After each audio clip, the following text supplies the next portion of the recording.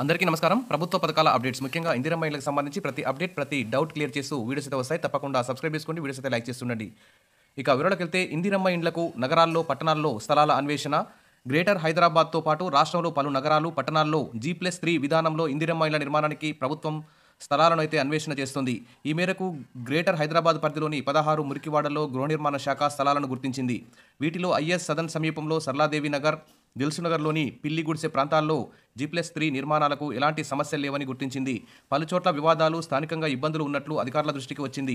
కొన్ని చోట్ల కోర్టు కేసులు కూడా ఉన్నాయి. ఈ నేపథ్యంలో మిగతా 14 చోట్ల మరోసారి పూర్తి స్థాయిలో సర్వే చేయాలని నిర్ణయానికి వచ్చారు. రెవెన్యూ, గృహ నిర్మాణ, జీహెచ్ఎంసీ అధికారులు కలిసి మరో సర్వేకి సిద్ధమవుతున్నారు. జీహెచ్ఎంసీ పరిధిలో G+3 విధానంలో ఇళ్ల నిర్మాణం చేపట్టాలంటే టౌన్ ప్లానింగ్ విభాగం నిబంధనలకు అనుగుణంగా బ్లాక్లో నిర్మించాల్సి ఉంటుంది. అందుకు తగిన విధంగా ఈ స్థలాలు ఉన్నాయా అనేది కూడా అధికారులు పరిశీలించనున్నారు. కనీసం 500 గజాలు స్థలం అయితే అవసరం. మురికివాడలో ఒక్కో బ్లాక్ నిర్మాణానికి కనీసం 500 గజాల స్థలం అవసరమని గృహ నిర్మాణ శాఖ భావిస్తోంది. ఇందులో రోడ్డు, డ్రైనేజీ వంటి వాటికి 150 గజాల స్థలం కేటాయించాలి. ఒక్కో బ్లాక్లో 16 ఇందిరమ్మ ఇళ్లు ఉంటాయి.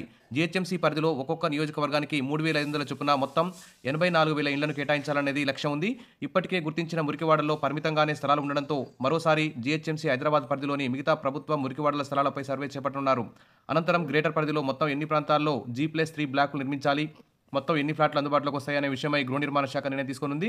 ఇక జిల్లాల నుంచి పలు నగరాలు, పట్టణాల్లోనూ మురికివాడల ప్రజలకు G+3 విధానంలో ఇందిరమ్మ ఇళ్ల నిర్మించి ఇవ్వాలని ప్రభుత్వం నిర్ణయించింది.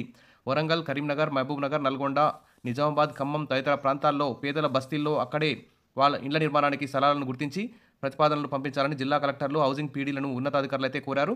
ఇది హైదరాబాద్ జీహెచ్ఎంసీ మరియు పట్టణాలకు సంబంధించి, జిల్లా హెడ్ క్వార్టర్లకు సంబంధించి ఇందిరమ్మ ఇళ్ల కోసం ఎవరైతే ఎదురు చూస్తున్నారో వారందరికీ గుడ్ న్యూస్ అని చెప్పుకోవచ్చు. ఇక హైదరాబాద్ పరిధిలో 84,000 ఇళ్లకి మంజూరు పత్రాలు అయితే త్వరలో ఇవ్వబోతారు.